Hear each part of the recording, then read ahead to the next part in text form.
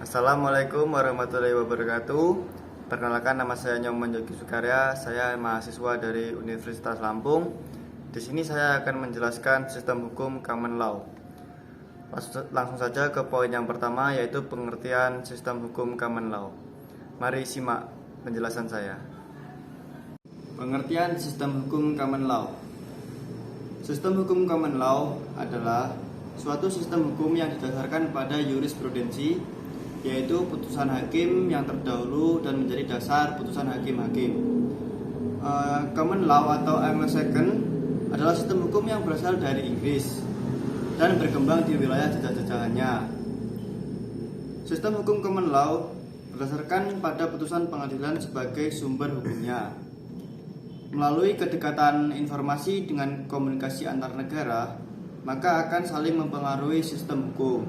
Dan yang poin kedua yaitu ciri-ciri sistem common law.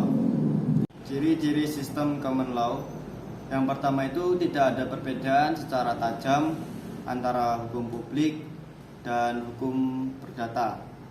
Adapun arti hukum publik itu adalah hukum yang mengatur hubungan antara negara dan perseorangan atau mengatur kepentingan umum.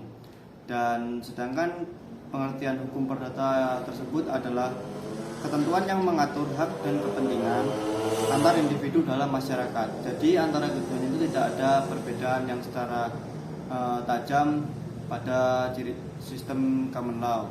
Dan yang kedua itu tidak ada perbedaan antara hak dan kebendaan dan perorangan. Dan yang terakhir itu tidak ada kodifikasi. Nah, pengertian kodifikasi menurut Umar Said 13 sebagaimana yang diungkap Sugatari 14 adalah membukukan hukum sejenis secara lengkap, sistematis menjadi satu dalam satu kitab undang-undang. Hal itu misalnya hukum pidana dalam kitab undang-undang hukum pidana. Hukum tertulis yang tidak dikodifikasikan yaitu hukum tertulis yang tidak disusun secara sistematis, tidak lengkap, dan masih terpisah-pisah sehingga masih memerlukan peraturan pelaksanakan dalam penerapannya. Dan yang selanjutnya itu adalah sumber hukum common law. Sumber hukum common law. Sumber hukum common law berasal dari kebiasaan-kebiasaan yang ada di masyarakat atau yang tumbuh di masyarakat dan yang telah disepakati oleh pihak-pihak tertentu. Kelemahan dan kelebihan sistem hukum common law. Yang pertama itu ada kelemahannya, yaitu hakim terlalu powerful sehingga potensial bertindak sewenang-wenang. Nah, sewenang-wenang tersebut memiliki arti menggunakan wewenang, hak dan kekuasaan untuk bertindak melebihi apa yang sepatutnya dilakukan sehingga tindakan dimaksud bertentangan dengan ketentuan. Dan adapun kelebihannya, yang pertama bersumber pada putusan hakim. Yang kedua ada sistem juri. Nah, sistem juri ini adalah sidang yang diputuskan oleh juri. Salah satu negara yang menerapkan peradilan juri adalah Amerika Serikat, yang sistem common law sebagai diatur dalam amandemen ke-6 Konstitusi Amerika Serikat. Dan yang terakhir itu ada hakim lebih powerful. Nah, arti kata powerful ini adalah bahasa Inggris dalam arti bahasa Indonesia, yang artinya adalah sangat kuat. Seorang yang besar kekuatannya, seorang yang sangat kuat. Nah, jadi hakim itu memiliki kekuatan yang sangat kuat untuk pada saat mengambil keputusan.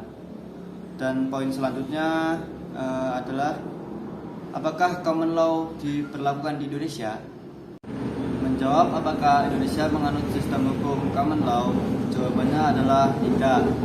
Karena Indonesia menganut sistem hukum civil law, dan yang menganut hukum common law itu adalah Amerika Serikat. Nah, mengapa Amerika Serikat menganut hukum common law ini?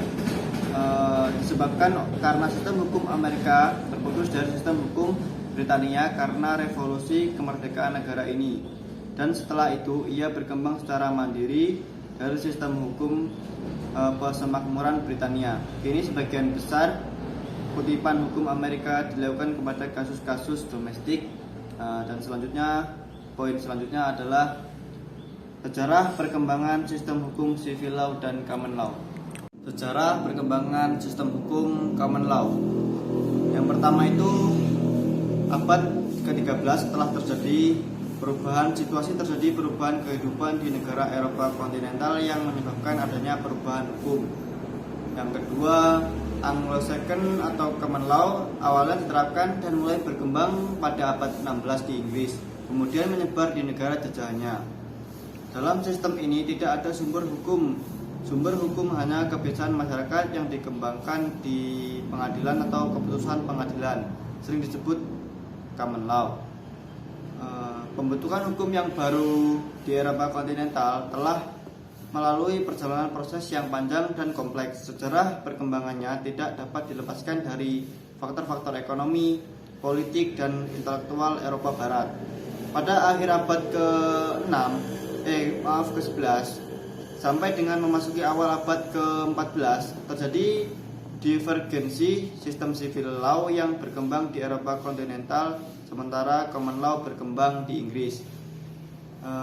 Dan yang terakhir itu ada perbedaan Anglo-Amerika dengan common law sistem Inggris dapat diinventarisir sebagai berikut.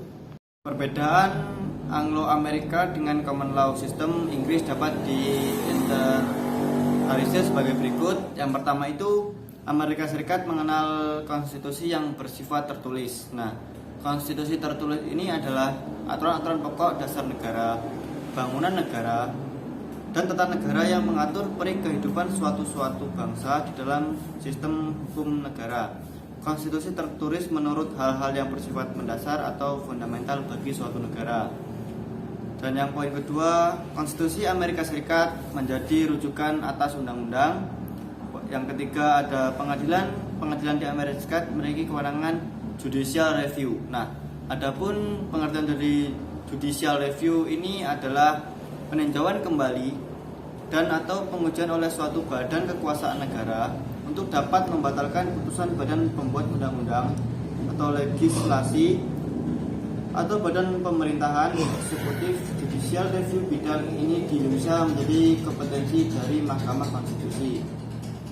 Dan yang poin selanjutnya adalah karakteristik common law system. Yang pertama itu jurisprudensi sebagai sumber hukum utama. Yang kedua, dianutnya doktrin atau strategis sistem preseden. Nah, sistem preseden ini prinsip yang mengharuskan hakim untuk mengikuti putusan hakim di pengadilan yang lebih tinggi dalam hierarki yang sama, di mana sebuah kasus melibatkan fakta dan isu serupa. Dan yang terakhir itu ada adversary sistem dalam proses peradilan. Sekian penjelasan dari saya mengenai sistem hukum common law dan perkembangannya. Semoga bermanfaat bagi siapapun yang menonton video ini. Dan jangan lupa like, comment, and subscribe. Saya akhiri. Wassalamualaikum warahmatullahi wabarakatuh.